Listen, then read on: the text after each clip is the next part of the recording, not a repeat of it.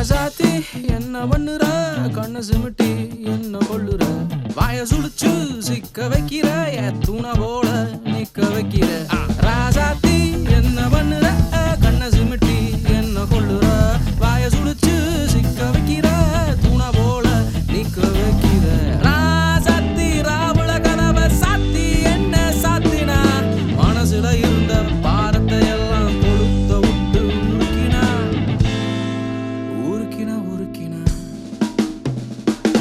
அடியாத்தி கட்டி சக்கர